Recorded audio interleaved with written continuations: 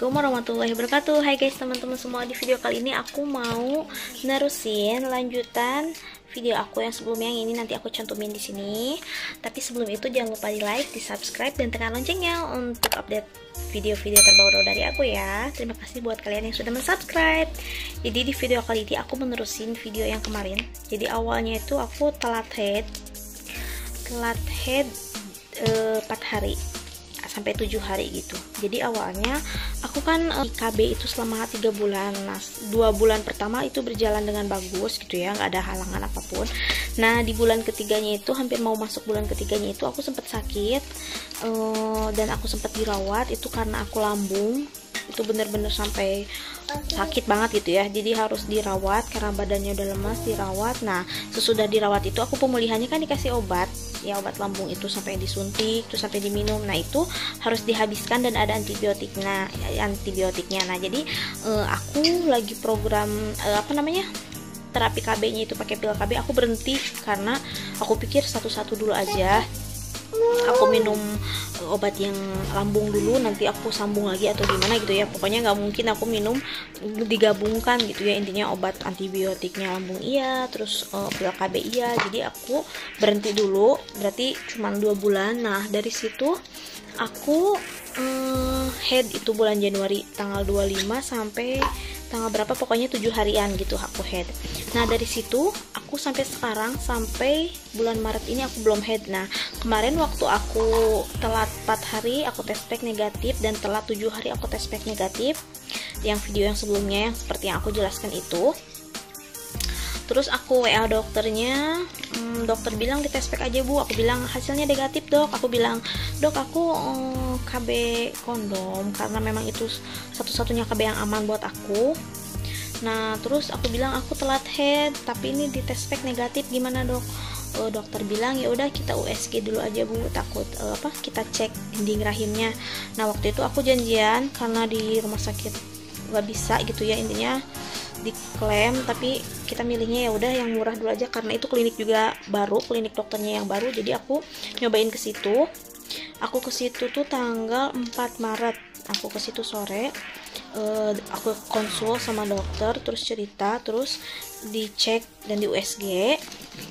Terus si dinding rahimnya tuh memang tebal karena si yang 2 bulan aku pil itu memang head gitu ya, pakai pil KB memang head, tapi mungkin nggak keluar semua darahnya, jadi ada sisa-sisanya gitu mungkin ya. Jadi dinding rahimnya masih ada darah-darah yang nggak kotor. Nah, ini kelihatan nggak sih kemarin hasil USG-nya? Nih, ini ada, aduh aku fokusin deh ya, kelihatan nggak sih? Intinya begini ya, tuh ini jadi masih ada kotoran-kotorannya gitu, maksudnya darahnya belum keluar semua. Terus sembari aku konsul juga ke dokternya soal septum. Kenapa? Karena aku akhir-akhir ini udah hampir beberapa bulan ya, 1 bulan 2 bulan ke belakang itu karena tidak nyaman, sesudah berhubungan tidak nyaman, dan rasa sakit yang kayak kalau sudah berhubungan, misalkan duduk atau lagi duduk mau berdiri tuh rasanya tenyut, sakit gitu, sampai sampai ke lubang anus gitu, sakit banget itu, kayak yang nyeletuk sakit gitu. Terus aku konsul juga ke dokternya, dok apa itu karena septumnya? Terus ini baiknya gimana? Terus dokter menjelaskan si septum ini sama sekali tidak mengganggu, maksudnya nggak bikin sakit gitu ya, tidak membuat kita nyeri ini itu gitu. Terus kalau ini kenapa dok gak nyaman? Mungkin ibunya agak jangan terlalu banyak pikiran, jangan terlalu stres katanya. Terus aku bilang, dok ini yang terbaiknya gimana? Suami juga bilang, dok minta yang terbaiknya gimana menurut dokter kita? Pasti program 1-2 tahun lagi kita pasti program. Pasti Yasmin udah sekitar 4 tahun 5 tahun kita pasti program lagi gitu.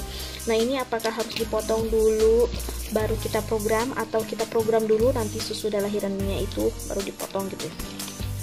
Terus dokter menjelaskan ya lebih baik dipotong dulu si septumnya, baru abis itu udah pemulihan nanti dipotongnya baru program. Karena dokter menjelasin kalau misalkan ini nggak dipotong, mungkin takut kejadian kayak kemarin lagi, jadi keguguran berulang, dan kalau misalkan si septumnya ini udah dipotong, setidaknya meminimalisir resiko kegugurannya itu lebih minim gitu intinya.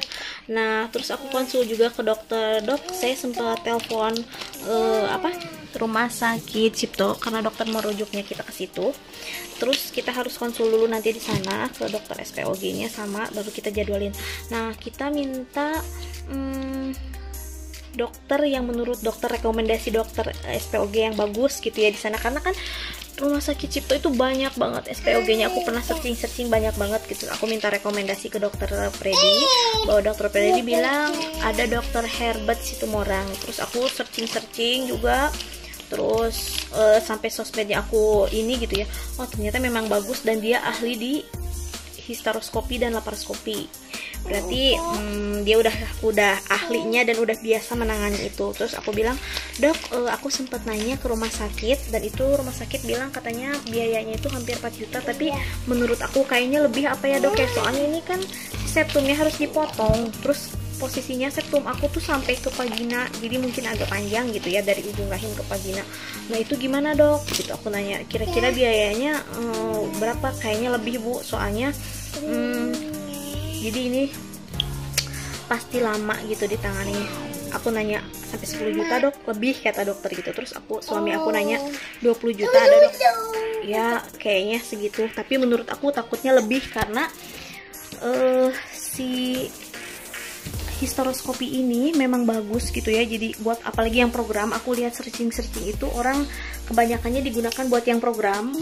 Jadi apalagi mungkin yang anak pertama, yang sulit hamil, terus banyak orang yang merekomendasikan buat histeroskopi.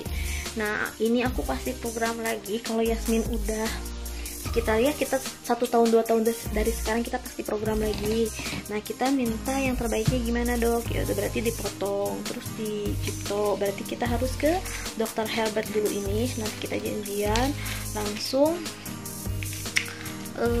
gimana baiknya gitu ditindaknya gitu. Cuman aku kendalanya di biaya karena itu baru perkiraan ya 20 juta itu tindakan, belum konsul dokter objin, belum obatnya, belum ya kalau misalkan kita dirawat inap, nah itu belum biaya itu.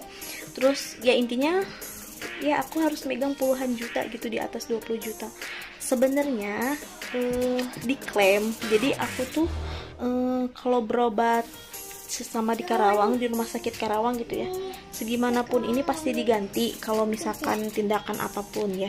Tapi kalau di luar kota itu karena posisinya kan di luar Karawang, jadi ini tuh pakai uang sendiri dulu baru nanti diklaim, dan diklaimnya itu kalau di atas biaya 1 juta biasanya kita tunggu sampai 1 bulan gitu. Jadi kita kendalanya di biaya. Jadi aku mikir-mikir sama suami, aduh kira-kira kita harus menabung berapa bulan buat ngumpulin ya minimal 30 sampai 40 juta ya. Kalau misalkan yang aman ya mungkin sampai 50 juta.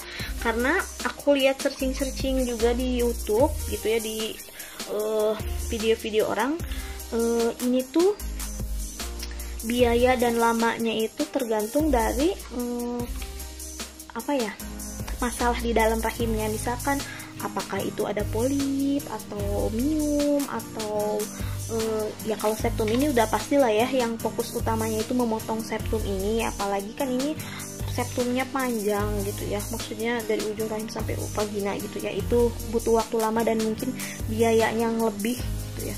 Terus takutnya kalau takutnya ada yang lain itu, jadi kita mikirnya kita nggak mungkin, apalagi ini berobat di luar kota, kita nggak mungkin membawa intinya biayanya yang ngepas gitu. Kita harus punya pegangan buat kalau ada apa-apa gitu ya, sewaktu-waktu biayanya lebih dari itu yang kita prediksiin, kita kan aman gitu ya. Intinya aku masih nabung ya teman-teman, doain ya teman-teman, semoga ada rezekinya buat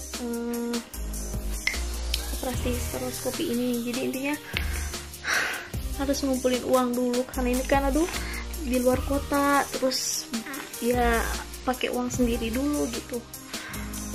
Kalau buat kalian yang memang sultan sih mungkin gak seberapa gitu ya, tapi buat aku aduh puluhan juta itu harus nabung beberapa bulan sampai ya mungkin 1 tahun. Tapi kalau ada rezekinya sih kepengennya tahun sekarang gitu, karena menurut aku, kata dokternya, kalau sesudah operasi histeroskopi ini pemulihannya itu 3 bulan, harus dipulihkan dulu jadi si rahimnya biar lebih bagus mungkin ya. Terus kita mikir, aku sama suami mikir, kita harus mikir sesudah histeroskopi itu sekitar sekitar 6 bulan sampai 1 tahun untuk memulihkan dan untuk program ulang lagi, karena kita pengennya yang terbaik gitu ya. Intinya kita mungkin nggak mungkin satu, mungkin kita punya anak, cuman ya kalau misalkan dikasih rezeki ya kalau boleh kita kan ikhtiar, intinya ya kita ikhtiar, kalau misalkan bisa, masih bisa gitu, kita ikhtiar yang terbaiknya gimana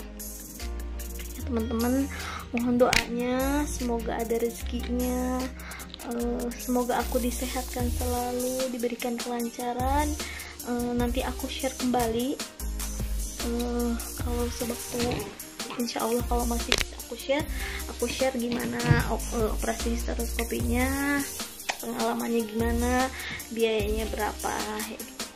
Teman-teman segitu dulu ya, semoga apa yang aku share ini bermanfaat. Mohon maaf ini berantakan kan ada Yasmin, dan aku